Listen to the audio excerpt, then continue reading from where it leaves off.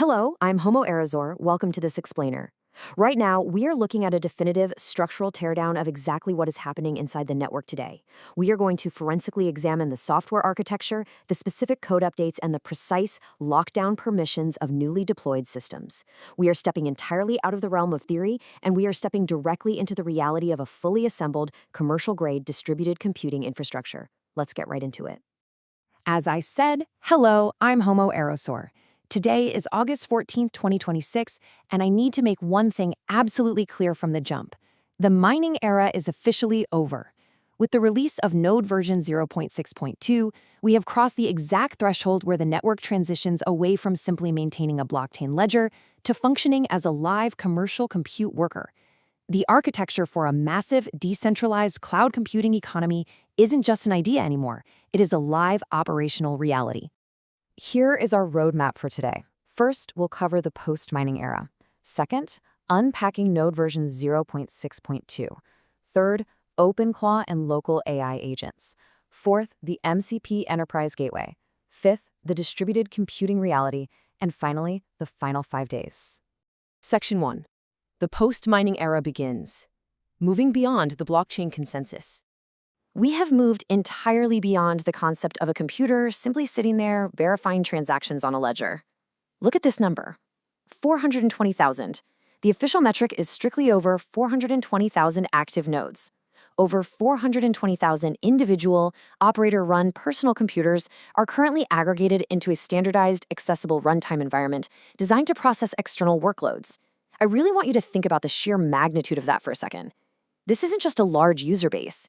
This is the largest distributed computing hardware supply chain currently in existence on the planet. It is a staggering amount of raw, untapped computational power, now waiting for instructions. Section 2. Unpacking Node version 0.6.2, the infrastructure for automation. Let's break down why Node version 0.6.2 is the definitive foundational layer that transforms a standard consumer application into a fully automated commercial deployment platform. Notice the inclusion of UPnP, Universal Plug and Play. Historically, requiring everyday users to manually forward ports on their home routers was a massive bottleneck. It creates friction. UPnP removes that friction entirely. It allows the node to act like an automatic doorman, seamlessly communicating with the router to open the exact required ports without the user lifting a single finger. Furthermore, this update introduces a highly specific lifecycle for solo host apps: draft, unlisted, and listed. The unlisted state is absolutely critical here. It is a stealth deployment mechanism. It allows developers to run and test commercial software products silently on real, live node hardware across the globe without making it visible to the general public in an app store. Section 3. OpenClaw, local AI agents, transforming nodes into AI runtimes. What you're looking at right now is OpenClaw, which is an AI assistant running privately as a Docker container directly on the local node hardware. Let's look closely at this configuration panel. See the Control UI access token? That is a dedicated, unique login created solely for accessing this specific interface. It is explicitly not a network wallet passphrase.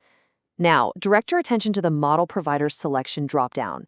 The platform is intentionally designed to route heavy intelligence tasks through external API providers like OpenAI or Gemini, but the node itself acts as the localized agent.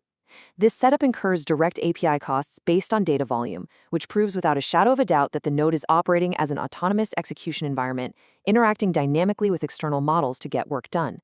Security is everything in distributed computing, and every single app on this network runs inside a tightly controlled, mathematically sealed sandbox. Take a look at the permissions shown here. It binds to a single, auto-assigned TCP port strictly on 127.00.1. For those who aren't network engineers, 127.00.1 is the local loopback address. Think of it as a digital vault. The endpoint is secured locally on the machine and is completely invisible to the outside internet. But here is the absolute most vital detail on this screen, right under container storage. Reads and writes its own data folder. No wallet or key access. The AI agent container is mathematically severed from your financial keys. The execution of third-party code and the security of your financial assets exist in entirely different, totally isolated dimensions. They never touch. Section 4, MCP, the Enterprise Gateway, connecting AI to corporate data. While OpenClaw acts as the local AI agent, the Atlassian Model Context Protocol, or MCP server, is the mechanism that connects that agent to external corporate reality. Look at the description explicitly stated on this screen. It dictates that clients like Claude or Cursor can search and read Jira directly through a local endpoint. This is a standardized local bridge. The AI does not aimlessly wander the open internet trying to scrape corporate data. Instead, it is routed precisely through this strictly permissioned gateway, running inside the local node. It turns the consumer hardware into an enterprise-grade data bridge. Now, the crucial point here is exactly how this gateway protects that sensitive enterprise data. Look at the access mode setting. It is hard-coded to read-only. This actively and systematically hides every single tool that could potentially alter or modify the corporate database. I want to be clear, this is not some polite text prompt asking the AI to please not delete files. This is a hard server-side authorization block. It enforces true enterprise-grade security by completely eliminating the risk of an AI hallucination causing accidental data destruction. Corporations demand this level of absolute certainty before plugging into external infrastructure. The security granularity goes even deeper than just read-only access. Look at the limit to projects field right here. This restricts access on a surgical level. When a massive company has separate financial, HR, and development project boards, they can restrict this specific node's MCP server to access only the development project, for instance. The AI remains completely blind to the rest of the corporate data ecosystem. Furthermore, notice how the networking traffic is split.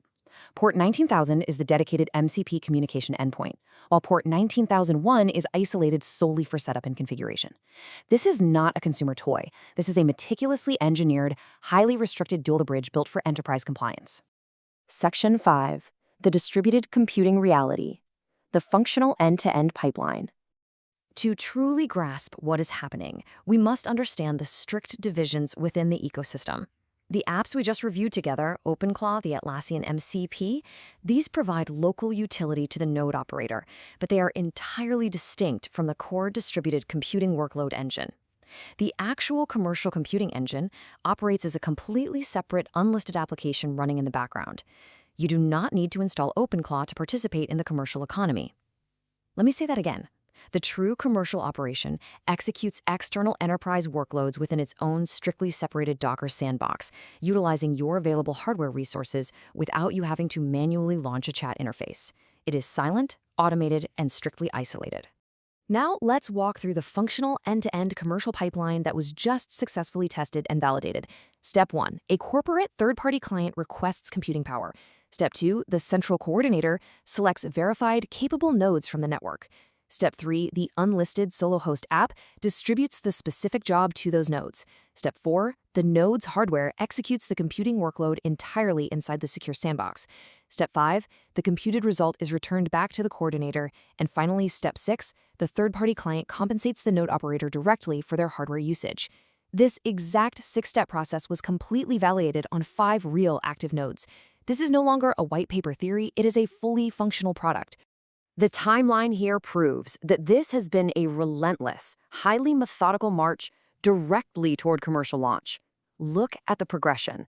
It started with the initial open-mind proof of concept back in October 2025.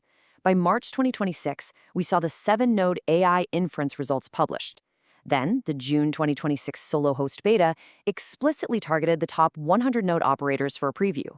And now, today, in August 2026, version 0.6.2 successfully automated the entire process, achieving full end-to-end success. This progression is unbroken, it is undeniable, and it follows a perfect engineering roadmap. We are witnessing a fundamental paradigm shift in real time. We have completely moved away from a simple blockchain consensus node dedicated solely to verifying ledger transactions. We've transitioned into a reality where each machine is a full-scale commercial compute worker. The combined hardware of the network is now a globally distributed production asset, fully capable of running complex AI inferences and serving as an enterprise data gateway. The personal node has evolved into a revenue-generating computing engine. Let me be clear, this commercialization is only possible because of the ironclad security layer.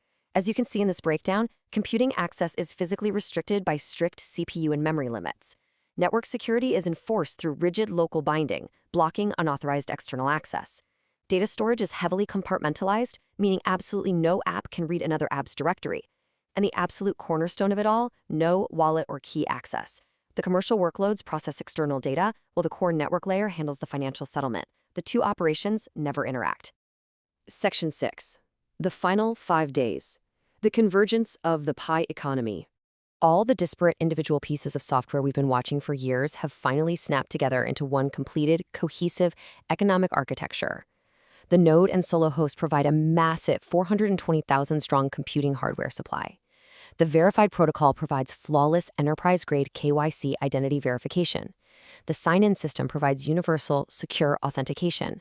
And the wallet provides an instant, frictionless financial settlement layer.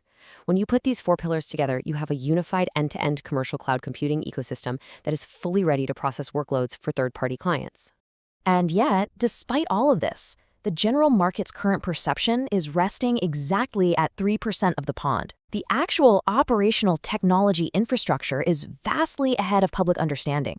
Right now, the public just sees a simple digital asset. But what we see, what the code proves, is a highly automated, strictly permissioned, globally distributed compute worker actively executing enterprise data gateways. The massive gap between what this technology is actually doing today and what the wider market perceives it to be doing defines exactly where we are on the exponential adoption curve. Which brings us to the ultimate conclusion. As this distributed computing architecture finalizes its pipeline, as the unlisted apps prepare to scale up to the top 100 operators, and as corporate workloads begin to flow directly through the coordinator, we're entering the last 5 days. For those of you who understand the curve, you know exactly what this means. Keep your nodes updated, keep your systems clean. The post-mining era is absolutely here. I'm HomoArrosor. Thank you for joining this explainer. The infrastructure is live, so what I want to leave you with is this. Are you ready for day 0?